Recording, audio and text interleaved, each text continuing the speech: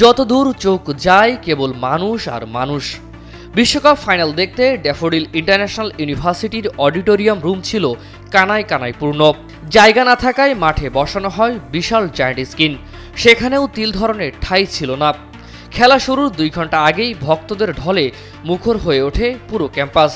উৎসবের এই আয়োজনে যোগ দেন বাংলাদেশে নিযুক্ত আর্জেন্টিনার রাষ্ট্রদূত। তার সঙ্গে ছিলেন দূতাবাসের কর্মকর্তারা এবং আর্জেন্টিনার কয়েকজন গণমাধ্যম কর্মী। তাদের উপস্থিতি যেন ভক্তদের উচ্ছ্বাসে যোগ করে নতুন মাত্রা। আর্জেন্টাইন সমর্থকরা শেষবারের মতো প্রিয় অধিনায়কের হাতে সোনালি ট্রফি দেখার স্বপ্নে বুক বেঁধেছিলেন। কিন্তু মাঠের গল্প ছিল ভিন্ন।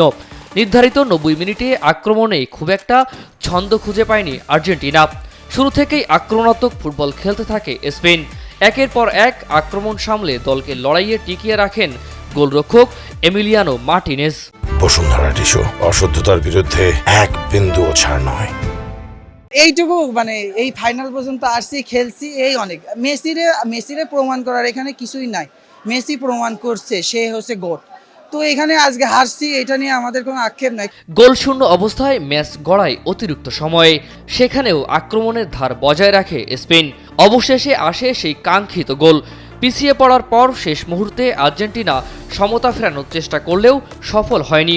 শেষ বাঁশি বাজতেই শিরোপা জয়ের উল্লাসে মাতে স্পেন, আর ড্যাফোডিলের অডিটোরিয়াম জুড়ে নেমে আসে নীরবতা।